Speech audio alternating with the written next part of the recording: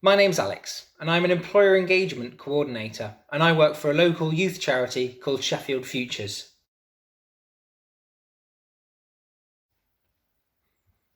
Employer engagement is really similar to a lot of other roles out there, like account manager, business development manager, sales manager, or relationship manager. They're all effectively the same thing, doing a similar role, depending on which organisation you work for.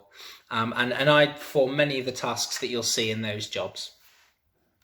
At Sheffield Futures, my role is to be an ambassador for our charity and create relationships with other organisations to help us deliver our services and help more young people more effectively. So, for example, I might join a networking group like the Chamber of Commerce and tell businesses about all the ways that they can support young people, like offering apprenticeships or work experience. I work full-time, 37 hours a week, and at the moment I work remotely using my laptop and lots of Zoom calls and team calls. In terms of my journey, I grew up in Cornwall and moved house quite a lot growing up. I went to 8 schools in total. I wasn't necessarily the smartest kid in school, but I did get enough GCSEs to get into sixth form college. And then I took an interest there in business studies. I then moved to Yorkshire and I went to Sheffield University studying a business and marketing degree, which was amazing. It was a great experience at university. I learned a great deal, both academically, but also about myself and what I could do in business. I got some experience on a graduate scheme after university as well. It was with Premier Inn, and I really enjoyed it at first, but slowly I began to realise that the hotel industry wasn't for me. And that's totally okay. It's important to understand sometimes that careers don't necessarily go up in a straight line, but rather zigzag, moving from role to role over time. I then joined Sheffield Futures and I love my role, which is why my role has grown with me over the past 3 years. My favourite parts are that no 2 days are the same. I meet really interesting people and organisations every single day. Some days it could be an animal charity talking about their volunteering scheme. Another day it could be a huge multinational engineering firm talking about their apprenticeship scheme. I've made a lot of friends through my work as well, and it's one of the perks of meeting lots of people. My next favourite part is that I get to see so many different businesses and how they work, and if you're nosy like me, that's a real plus. I get to love tours around factories, around government offices, restaurants, football stadiums. It's really interesting to see how different organisations work, and I recommend you get as much exposure as possible. Sometimes I'll even get a free breakfast at networking meetings, so perks of the job.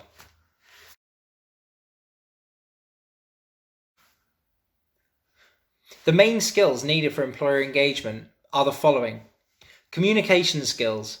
Being able to comfortably talk to people about your work, occasionally in a short pitch, is really helpful. It's important to remember as well that listening is a key part of communication, and only by listening effectively to others can I see opportunities to work with them. The confidence to speak to new people is also really important, and I know this isn't easy and doesn't always come naturally. I even have times where I'm nervous and I don't know how to approach someone, but that's okay. It takes practice, but you'll get there. Passion is the third skill, and it's really important. It takes a lot of effort to fake enthusiasm, and often it shows. But if you're enthusiastic and you genuinely believe in your service or product, you won't need to try to sell it. You will influence people naturally. If you're not sure how to grow passion or be passionate about what you're selling, then think about the problems it solves for people. That's always a good starting place.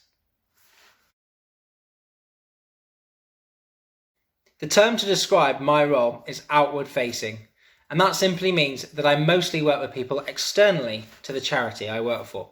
However, to make things happen, I need to speak with people inside the charity too. So for example, I can speak to our communications and marketing team to share our achievements so they go up on our social media. I need to share the opportunities that I bring back from businesses with our coaches so they can offer them to the young people we support. I also need to listen to the coaches to find out what their clients are asking for so I know which organisations to target. I also need to speak with my manager to both give them updates on how I'm getting on, but also potentially ask for some support, such as training, to help me get better and grow as a professional.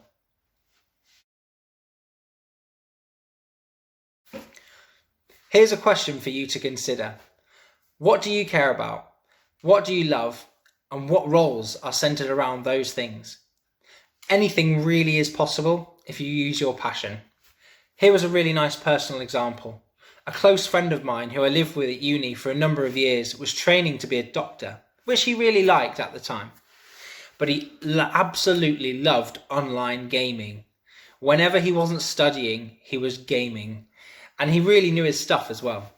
Today, he's an esports caster traveling the world and getting paid to commentate and interview pro esports events.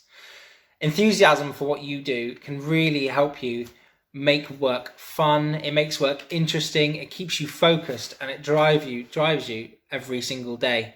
You'll enjoy getting up and getting stuck into new challenges, and it'll also help you develop your career, inspire other people, and potentially even lead them in the future. Think about what gets you out of bed in the morning and expand this into your working life when you're career planning.